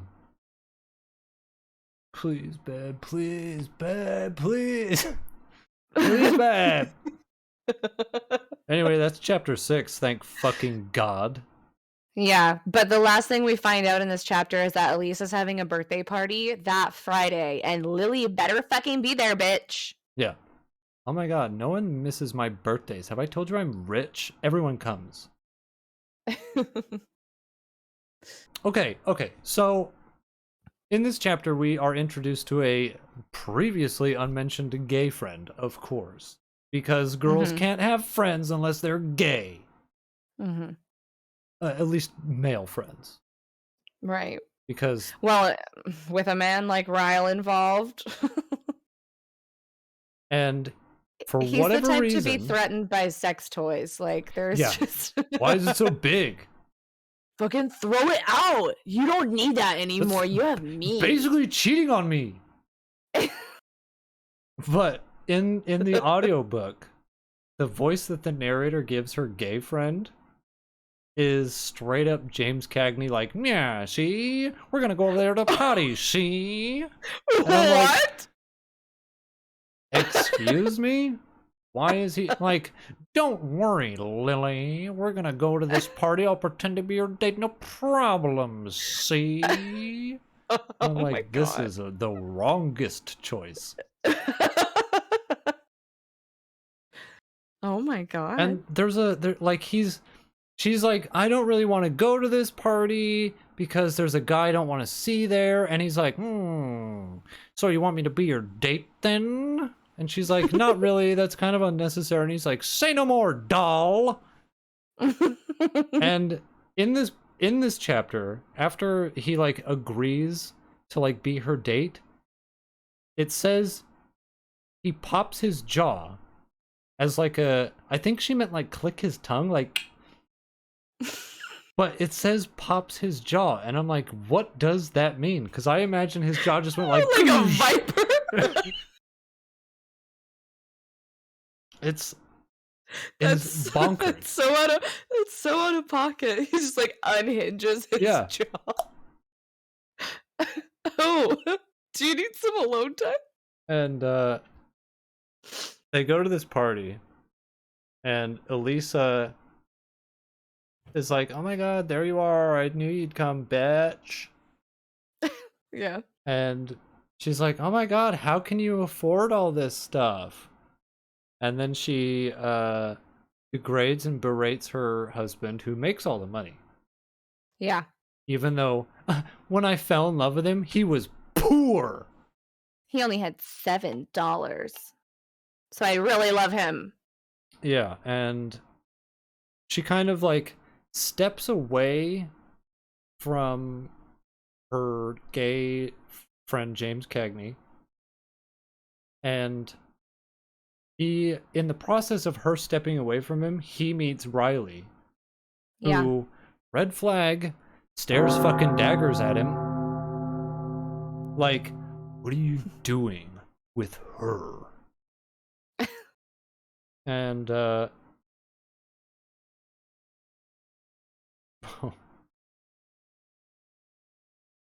she's Lily's talking to Elisa, and they're kind of like wandering through the living room, and they stop in front of a painting,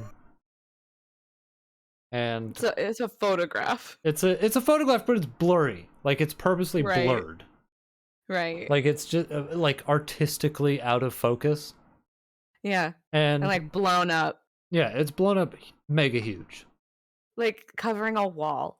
And they're like both standing in front of it, and Elisa's like, "Isn't this great?" And Lily's just kind of like, "Wow, yeah, it is. It is really great. I really like the artness about it." And then Riley comes over, interrupting their art viewing. And he's like, is that guy your date? Yeah. Red flag.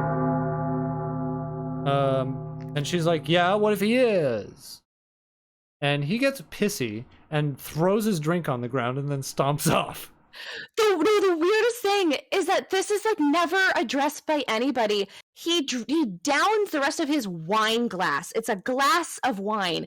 And then he throws it across the room into a garbage can. And then it just lands in the garbage can and shatters. Yeah. And then he walks away. And no one says anything about the fact that this man just threw a glass in the garbage. And yeah, I mean, it's not the weirdest thing that happens in this chapter, but it's in this chapter. It was just a little moment that I was like, huh? It was very weird. Like, everybody, it's like almost like somebody forgot that they had a party going on when they were writing this. Mm-hmm. But it's only after he leaves that she turns back to this piece of art and then goes and, continues to because that's what people do in front of art. And then she goes, hey, wait a minute, and kind of like takes a step back and squints at it, and she goes, wait a minute, that's the fucking picture he took of me up on the roof.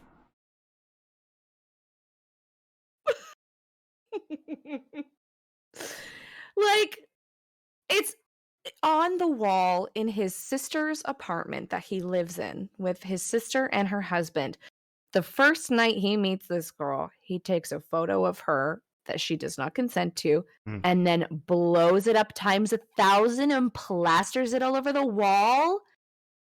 Like, okay. I just thought you were the most beautiful thing I've ever seen. It reminds me of this idea that I had for a stalker film back in my film class days when I was 15.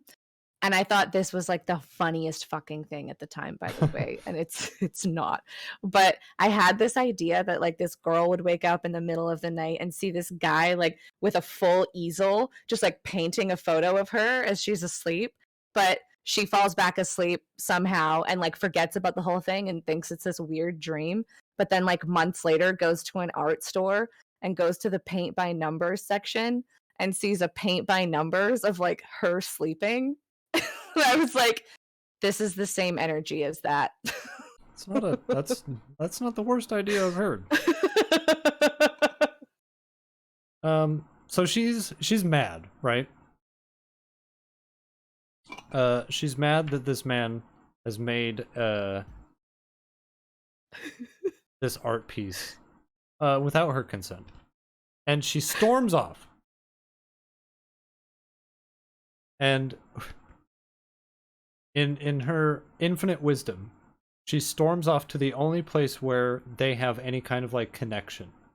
Yeah. The roof, which is exactly where he'll know where to find her. And within he's moments, already there. within moments of her being like going out to the roof, he goes out there, and they're like, she goes out and heads over to the little ledge where she was at the beginning of the book. And there's some people milling about where Riley beat the shit out of the garden furniture earlier. And then he comes out and looks at the group over there by the garden furniture and says, "Get out." Yeah. And they're like, "Okay." And they just get shuffle up. off. And Lily's like, no, you don't have to go. Please don't. And they're like, "No, it's okay. We were leaving anyway." And then they just fuck off. And I'm like, okay, that's number 2, super negligent. Also, it's a red flag that he told him to fuck off. Just dismisses these people as if Yeah. they're his little subjects. And he goes over to her and he's like, "Look, I'm sorry." Also stares at her cleavage when he says that. And she's like, "Ugh, you're so gross." And he says something that I interpret it as, "I love it when you think I'm a pig." And I wrote underneath that, I can't flag this as a red flag because this is the only way he interacts with her. Yeah. That's his only communication style. She's basically like, "Please leave me alone. I really actually like you. And what you're doing is hurting me. Please, if you don't like me, leave me alone forever." He's like, "No, you don't get it. Like, I do want you. I just don't want to want you." Yeah. And he's making it her problem this entire time. And she's like, "You waited too long, Ryle. Like, too many pieces of me are invested in you over the thrice times we have crossed our paths." We slept together and like our feet touched. Yeah. You touched my foot with your hands. And she leaves the roof, I think, doesn't she? No, she finally says, "Okay, fine. But we aren't having sex. We're gonna try this the old-fashioned way." Not even yet. No, she that's not basically yet. No, that's right. She says, "Yeah, okay, fine." Like she gives she just in. leaves. No, she just leaves. She leaves him on the roof, not saying anything, because he just doesn't respond to what she says. And so she leaves. And then she's leaving the party. He runs through the party, yelling her name, scoops her up, runs them both to his bedroom, and slams the door behind them. That's a red flag. Uh-huh. And that's when he puts her down, shoves her up against the door, and pins her arms above her head. And then they just like start violently making out. Well, okay. In the process of him picking her up and carrying her to the bedroom, she calls out to 3 people, like, "Please help me." And they're like, "You'll be fine, you dope. Just have fun, you silly kids." Yeah, that's just Ryle. It's fine. Just like let it happen, girl. And when they get in there and they start making out, it's gross. Like, we're being described, like the things being described to us are as if middle schoolers are recounting their first sweet makeout sesh. It's really gross. And then they have this weird conversation where she's like, no, stop. We are not doing this. And he's like, babe, what? And she's like, I want to know if, how do I know that sex isn't all he wants? And I wrote, that's a quote, by the way. How do I know that sex isn't all he wants? And I immediately wrote under that, he's told you every time he's interacted with you that that's what he wants. Yeah.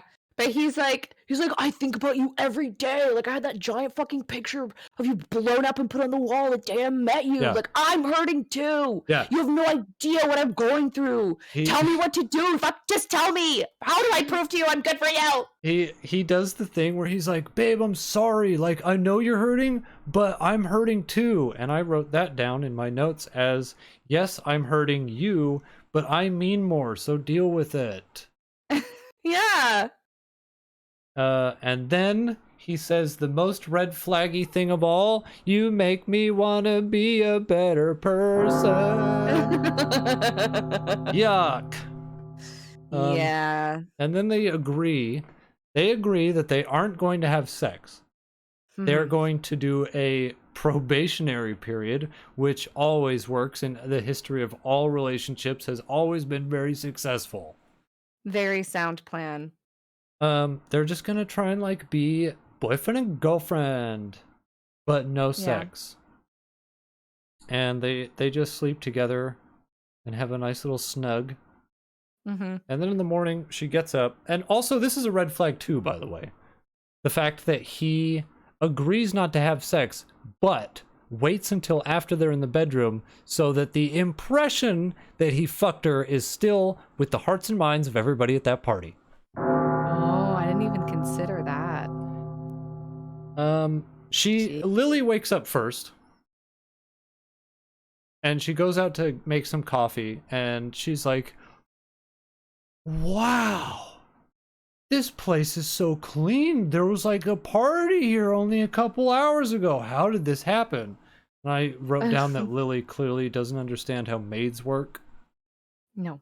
And then Elisa shows up and she's like, ooh,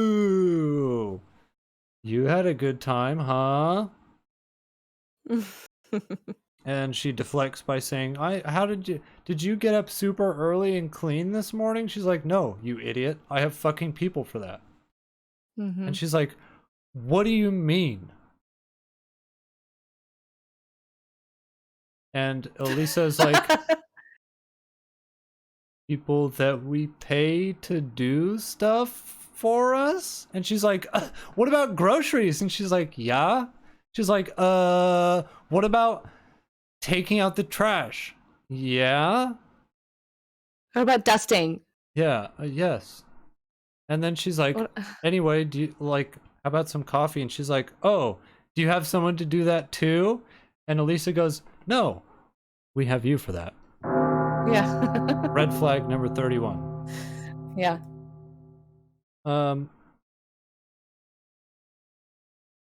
So the coffee's brewing, they're chit-chatting, and by the time it's done, Lily pours herself a cup and Elisa a cup, and before she has a chance to drink it, Riley turns up and snatches it out of her hand and just takes a drink out of it.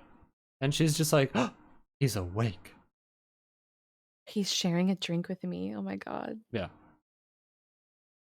And we have some more red flags.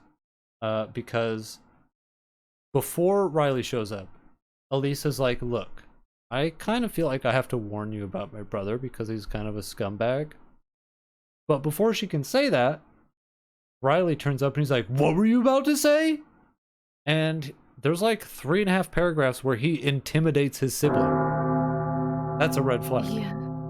Yeah, and then he pours himself a cup of coffee, and then she kind of like is really like shaken by the way he's acting in the kitchen, and he dumps out his coffee, like throws the mug in the sink and storms out of the kitchen. Yeah. Bitch behavior. And then he like goes into his room. Yeah, And he's his like sulking on his phone. yeah, and they like start half making out, and this is another red flag where they start making out, but they stop, and he goes, "No, I like you too much to make out with you."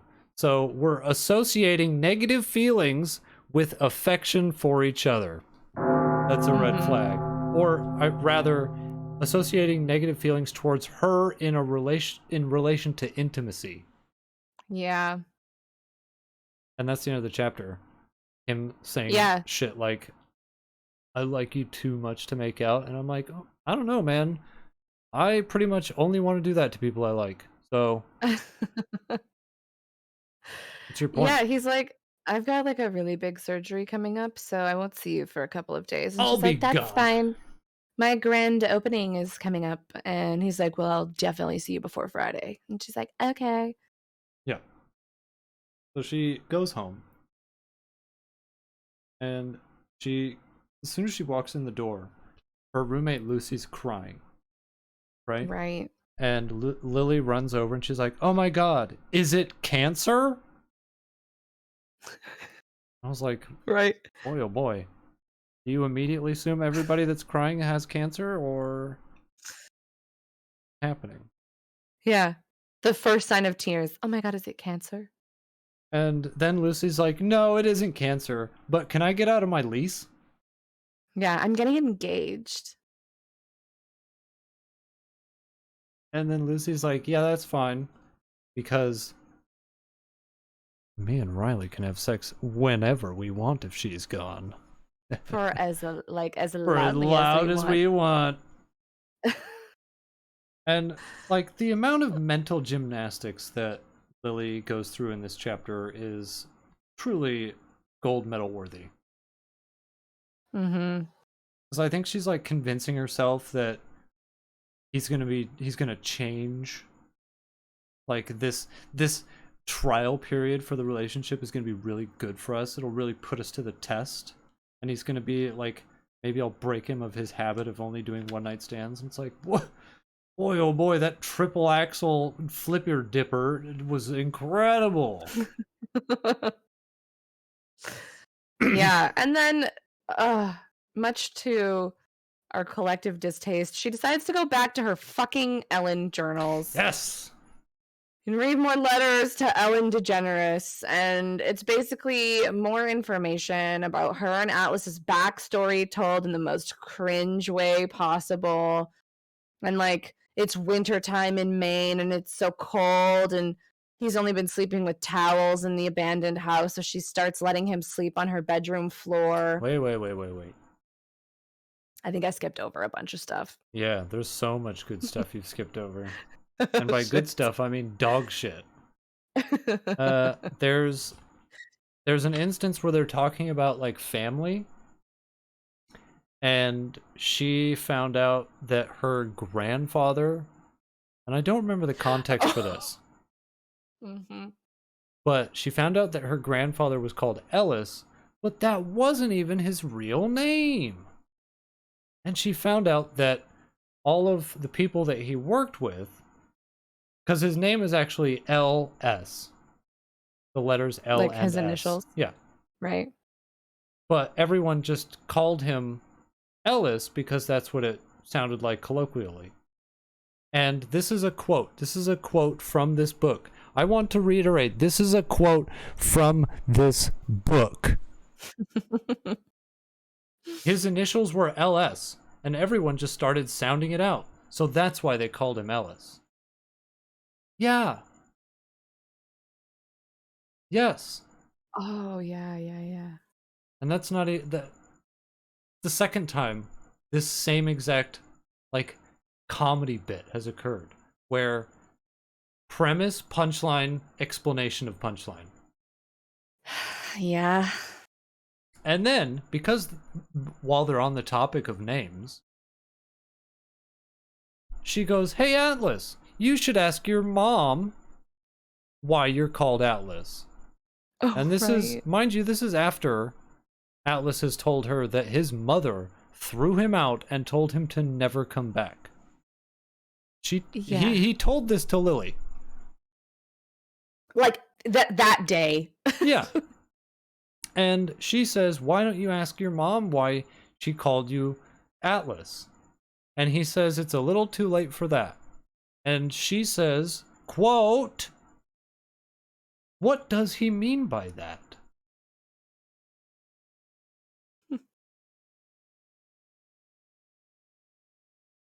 The fuck do you mean? What do you mean? Lily. Ah, Put the thank God. pieces together. We're almost done. We're almost done. We're almost done. She's still writing to Ellen, and then she's like, yeah, he was helping me garden the other day. And here's another quote. I could have done it faster if Atlas didn't help. And then as she continues, she mentions that she had been sitting there watching him work. So I said, oh, so he could have done it faster if you weren't just sitting there watching him do all of it? Got it. Right. Mm-hmm. And then he opens up, like he starts actually speaking. And For once. when he does, it's complete and utter nonsense. It's complete babble. Like he starts talking to her on the... No, this is before the bus. Yeah, because the like driveway incident happens before the bus, I think. Yeah. Mm-hmm. And like he's just like waxing poetic. Like it's supposed to sound like he's being like, yeah, sometimes people just do the things that they do. But it comes across as so, I got this from a fortune cookie. Yeah, it does. And then she says that she thinks he's kind of hot, and he did something that she said turned her on. And I want to reiterate, she's 15. And he's 18. Yeah. I'm going to hammer that home for everybody to remember that, because I feel like this gets forgotten or ignored. Mm-hmm. Also, she mentions Conan O'Brien when she's Yeah. talking to Ellen, and I said, keep his fucking name out of your mouth. You don't deserve to be in the conversation. He doesn't deserve this. And then her mom comes home early, right? Yeah. And Atlas has to book it because he's a disgusting poor person and can't be seen inside the house. Right. So he books it, and then she goes to help her mom. And then her dad comes home right after, and he starts honking like a madman. And her mom's like, oh, I gotta move the car. So she runs out to the garage to move the car. And then her dad just starts beating the shit out of her, like right then and there, with the garage door open and everything. This isn't the fucking 70s, bro. He like strangles her and like throat slams her into the trunk of the car. Yeah, straight up choke slams her into the car. And then Lily comes out and she's like, get off of her! Like jumping on him and like hitting his head. Mm-hmm. And he just throws her off. And then she wakes up in the hospital. Yeah, it's a full domestic. Like she gets a huge ass cut on her head and she's like crying, and then she has to go to the hospital, and her mom's like, tell them you slipped on the ice. And that's kind of when she like loses all faith in her mom's ability to take care of her. Yeah. And also, I want to point out that Lily is shocked and appalled that her insane rage monster dad didn't stick around to help them after he beat the living Christ out of him. What do you mean? Why are you upset by this? And then she's on the bus after she's like, you just tell everybody you slipped on the ice, don't. And she's like, I'm going to become like my mother. Even though a 15-year-old really shouldn't be like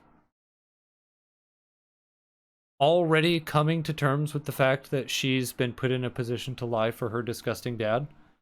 She's just kind of like, oh, how dare you make me like you? It's very weird. But she's on the bus with Atlas. And when they're coming home from school, because she forgot about a scar that should still be in considerable pain since it happened yesterday. She forgot 9 about stitches she needs on her head. And was covering it up with her hair at the beginning of the day. But by the end, she forgot about it. And Atlas was like, I know what happened. She's like, what do you mean? How do you know what happened? And he goes, well, I mean, I live next door, first of all. And second of all, beating people up isn't quiet. No.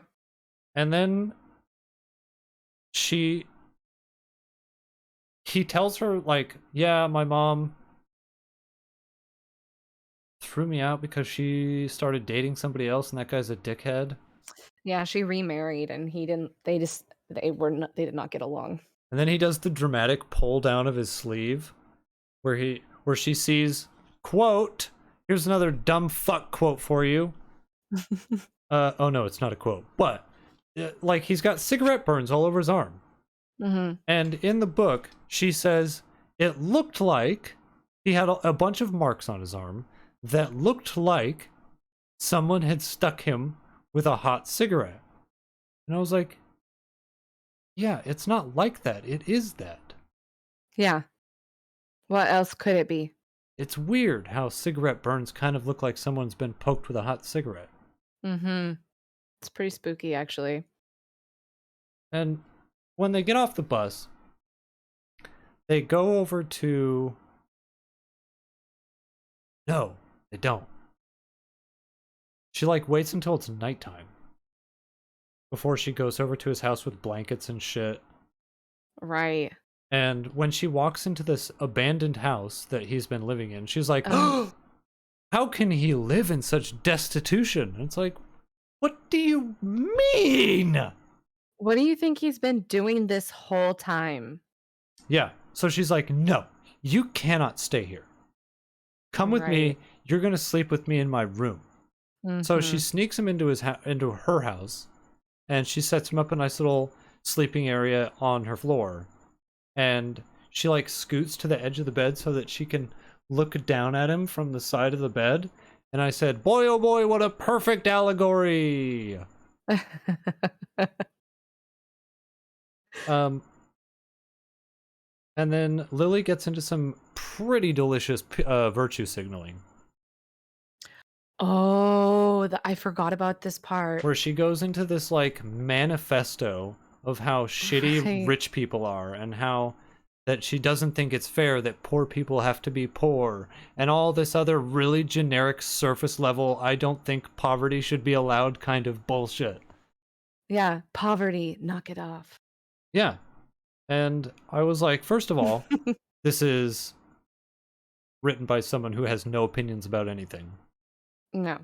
And also, this is written in a way that is way too intellectual for a fucking 15-year-old. But that's... Well, for this 15-year-old. Yeah, one as dumb as this one.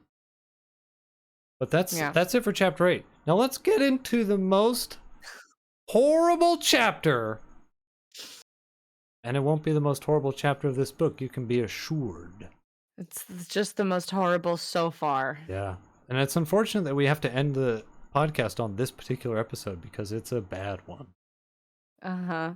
She is interrupted from her journal reading by more fucking pounding at the door. Who could that be? It's actually a bunch of missed texts. Oh, yeah. But it's the same energy because he is at her apartment building. He showed up unannounced. He didn't ask if she was free. He's like, I'm outside the door. Great that you're free. Yeah, which is a red flag because he texts like, yeah. Hey, Lily, are you there? You up? Why aren't you answering me? Hello?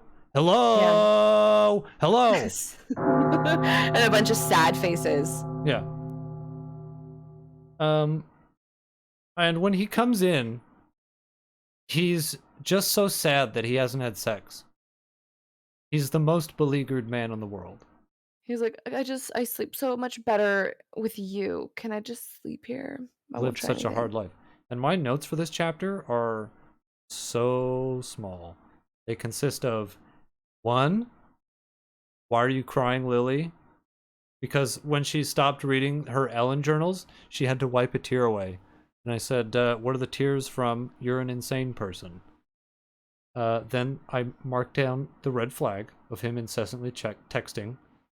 Then Mm-hmm. he's the most beleaguered man on earth. And my final note for this chapter encompasses the rest of this whole chapter. 4 letters. Stop. Yeah. So, okay. He shows up to her apartment and he gets into bed because he's like, I just sleep so much better in your bed. Um, and she just starts giving him like a full body massage. And Mm. she's like, Shh, just sleep, just sleep. And he's like, I think you're like the best thing that's ever happened to me. And they start like making out for like 3 seconds. Yeah. And then he just grabs a condom and shoves his entire dick inside of her. And this sex scene sounds about as pleasurable as the time I got my first IUD. Yes. Like, it is so she's like, all my muscles tensed. And it's like That's not good. that's a pain response because he did nothing. Yeah. 0 foreplay and no kissing throughout the entire act of coitus. That's a big red flag. Yeah. But we learned some very important stuff during the sex scene, despite its disgusting content. Yeah.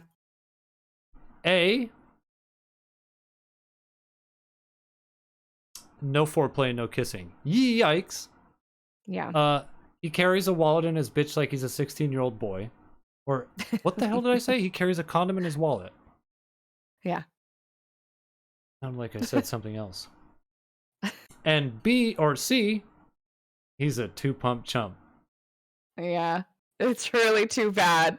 And then he says the most cringe thing of all. He says, Oh, I wrote it down. Oh, you wrote it down? I wrote it down. He goes, oh, because earlier, Lily was like, just so you know, you won't be able to have sex with me just once because I'm like a drug. And then so he goes, you warned me. You said one time with you wouldn't be enough. You said you were like a drug, but you failed to tell me you were the most addictive kind. That is some Edward Cullen bullshit where he's like, You're my own it's personal like you're brand of heroin. heroin. It's so cringe. And that's the last, those are supposed to be the poignant, like, oh my god, who is this guy? And that's the end of the chapter. And he like dips. He straight up dips. Yeah, pretty much. She's just like, anyway, thanks. Bye. Yeah. And she was just like, wow. Also, you had the pleasure of just reading it. I had to listen to a woman escalate her voice. No, with the screams? Yeah. I'm so sorry. That's really too bad for you. That's it. That's why That's it. We're out of here. That's it. I'm done. I can't do anymore. Mm-hmm. Well, We've got 3/4 of a book to go. Told you guys this was going to be one you didn't want to miss. Mm-hmm. And I have to tell you, the first day that I read this book, and I read like the first 2 chapters, I fell into an existential despair. That I was like, oh no. Is this going to have to be the book where I go, I can't do this? Is this going to be the one that breaks me? And then I sat on it for like a day. And I was like, no, it'll be too much fun to talk shit. Because this book deserves every ounce of you talking shit to it. Every yeah, ounce. especially for a book that's so popular And look, because it's not like we're platforming this book by talking about it. No. Like, everybody knows about this stupid fucking book. And I think more voices need to be added to the this book really sucks and is very toxic camp. Yeah. It's one of the most toxic things I've ever encountered in all of my days. All my 34 years on this earth. I've read a lot of fan fiction, and this is worse.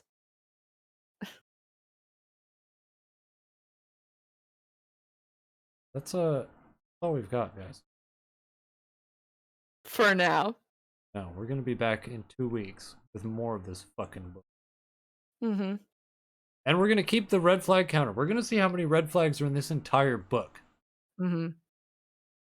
And the first 9 chapters is already up to 35 red flags. 35. That's so bad. That's really bad. Hey, look. Thanks, guys. I appreciate that you all came and hang out. If you're watching this on YouTube, like and subscribe. Throw a comment down there while you're at it. Please. Yeah. Do it. Okay, everybody. We'll see you in 2 weeks. If we're not dead by then. Bye.